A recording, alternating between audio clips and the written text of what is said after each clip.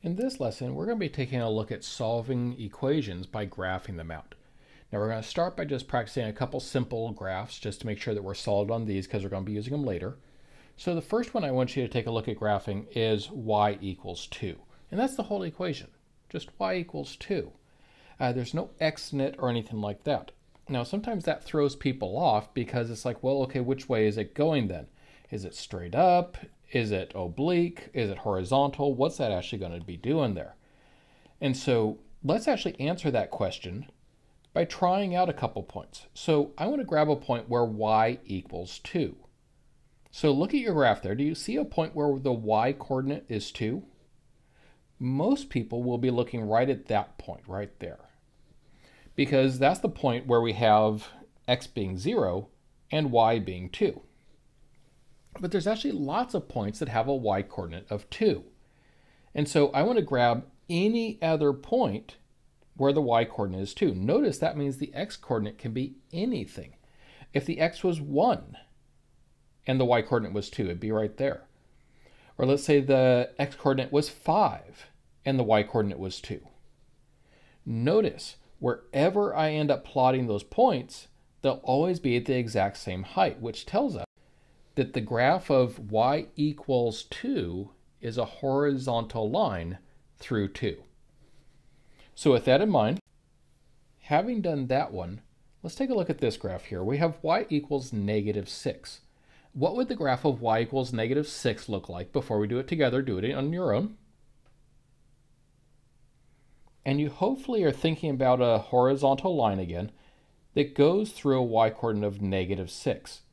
And it just has to go through any of these points down here at -6. And so it ends up being a horizontal line down at -6. And so that would be our graph of y equals -6. Remember what these graphs of y equals just a number look like, because they are going to be coming up as we go forward in this lesson. Our big goal today is to look at solving equations. So let's actually look at how we would go ahead and solve an equation like this using our algebra that we know so well. So here we have x minus 3 equals 2. Solving it means getting x by itself. So in this case, then I'd want to add the 3 to both sides. Okay, so then I would have x equals 5. And that would be done. That would be our entire solution for this, is just x equals 5. Well, we can see how we can do that algebraically. Let's see how we could actually do that same thing, solve that same equation by graphing.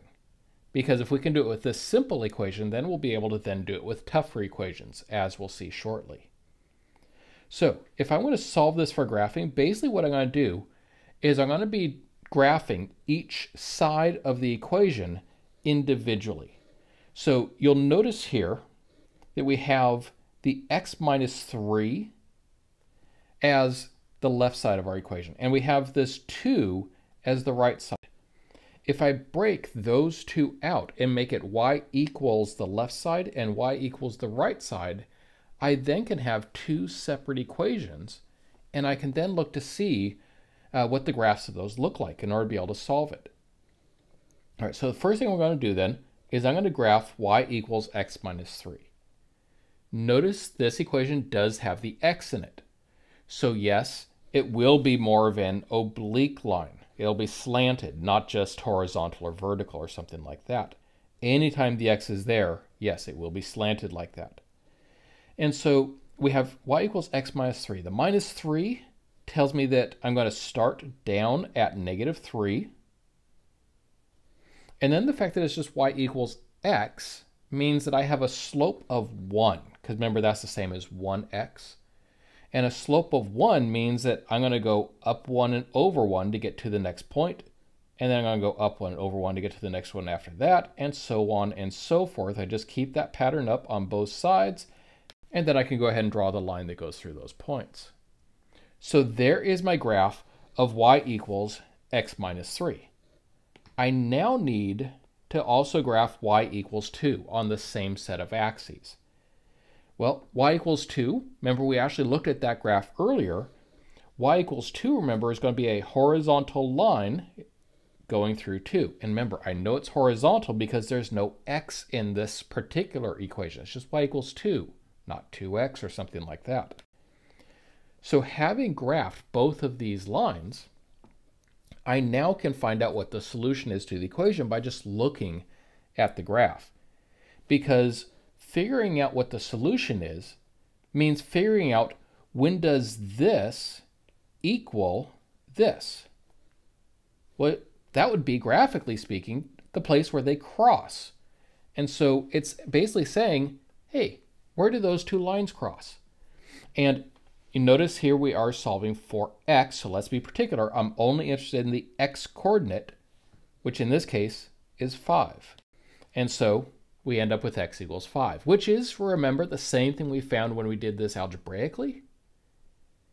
We still got x equals 5. The difference is that using this technique, we can now solve a much more complicated equation that maybe we wouldn't know how to solve algebraically. For instance, look at this equation. You may not know how to solve this one algebraically, like writing out all the steps just on the paper and going through adding and dividing and all that kind of stuff. But you do know how to graph this, and you know how to graph y equals that. And so based on that, we're going to be able to then solve it just by using the graph. So let me walk you through that process for this one. First thing I do is I break out my one equation into two separate equations, the left and the right side separately. Both of them are y equals. And so now what we're going to do is we're going to graph each of those. So I'm going to start with my quadratic up here, and I'm going to be graphing that equation. Now notice I have that x plus 1 squared minus 2. The squared here. The squared, remember, tells us what the shape of the graph is going to be. It tells us it will be a parabola, that is that U-shaped graph. The plus 1, notice the plus 1 is inside with x, therefore it moves it in the x direction. Plus moves it specifically to the left. And the minus 2, it's hanging on the end, so the minus 2 is going to be shifting my graph up and down. Minus moves it down. So I'm going to now make my graph for that. The very first thing I do is put my first point left 1 and down 2. And then from there, because this is an x squared graph, I can just, whatever I go over, I'm going to square it to go up that amount. So if I go over 1, 1 squared is 1. So that's over 1, up 1 on both sides. If I go over 2, I'm going to have to go up 2 squared. 2 squared is 4. So I'm going to go over 2 and up 4. Again, do that on both sides. Then after that, I'm going to go over 3. And I'm going to have to go up 3 squared. Notice, always squared, because that's what is in our equation. And over 3, 3 squared is 9, so that would be over 3 and up 9. Plot your point there, and then you should be able to go ahead and draw your curve in through it. You now have your graph of our first equation. Now, in order to finish solving this by using our graph, we need to also graph the second equation. So I'm now going to graph y equals negative 2. Well, y equals negative 2, that would be a horizontal line again, because notice there's no x in it. And that horizontal line would have to be going through negative 2. And so our graph is just going to be a horizontal line there at negative 2. Now remember what we're trying to accomplish with this. We're actually trying to solve the equation for x. Solving it for x means figuring out where do those two graphs cross each other. And in this particular case, you'll notice that happens in one spot, right here. And so that's our solution. Now remember what we're actually trying to do here. We're solving for x, so your answer is just going to be whatever the x equals. That is the x coordinate of that point. And you notice that that's at negative 1 for its x coordinate. And so x equals negative 1 here. That one's done. That's all we needed to do. So you make the graph as a tool for being able to see where they cross. And then you just grab the x coordinate where they cross. All right, so let's continue practicing with this idea here. Now we're going to solve this equation by graphing it out. So go ahead before we start working it together, write it down, and maybe even pause the video and work it out on your own first, and then we'll work it out together. Now, if you aren't sure how to work out the whole thing, at least figure out, okay, what do I know before we go and do it together. That way you know what questions are getting answered as we go.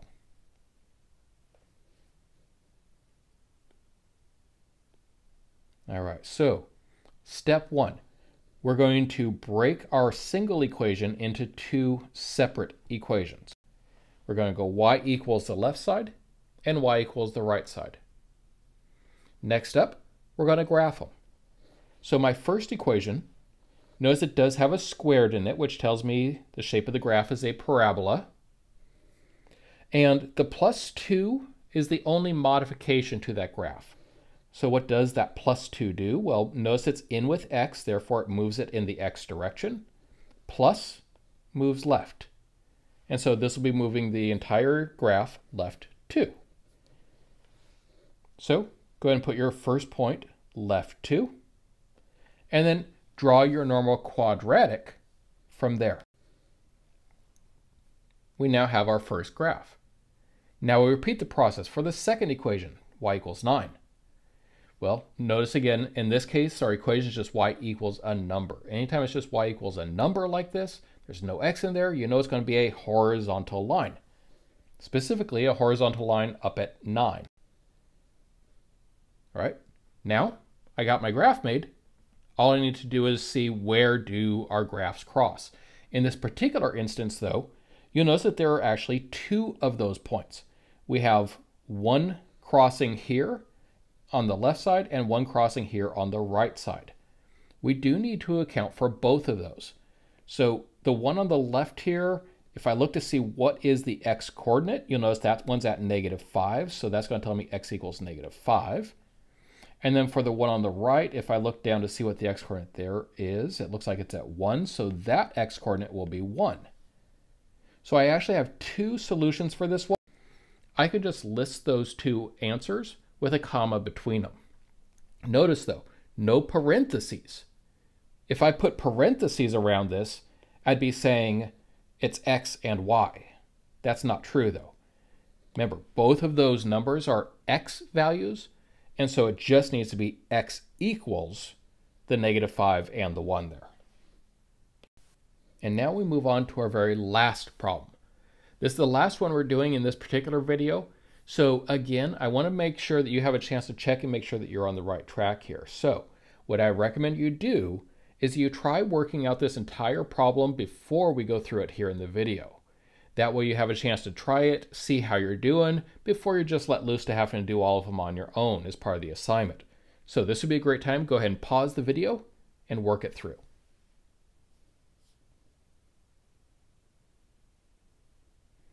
All right, hopefully you've had a chance to try this problem.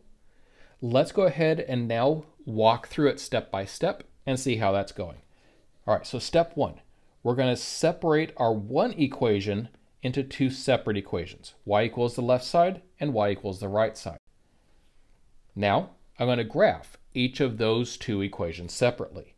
So my first equation, it is a quadratic, that is, it has the squared in it, therefore I know the shape of the graph is a parabola.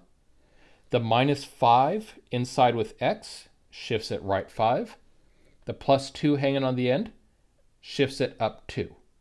So I put my first point right 5 and up 2, and then I draw my normal quadratic graph from there. Then I go on to the second equation.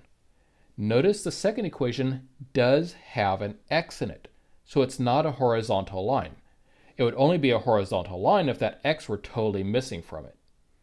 So in this case then, the -1 is my starting point. It tells me to start down 1. And then the x, remember that's the same as just 1x. So we have a slope of 1 here, which means from my starting point, I would go up 1 and over 1 to get to the next point. And then the next point after that would also be up 1 and over 1, and so on and so forth. I can just keep going up 1 over 1. And yes, that same pattern holds true on the left as well, where we can go down and left. And then once I've plotted those points, I can draw on my line. All right, so I now have both my graphs, which means I can now solve it. And remember, my solutions are where they cross, and yes, there are two of them in this particular problem. I have one solution here, looks like that one's at x equals 4, and I have one solution right here, which looks like it's at x equals 7. So x equals here 4 and 7. The graph over here is the work that you do in order to be able to get to your answer. The x equals 4 and 7, that's your actual answer, the final product.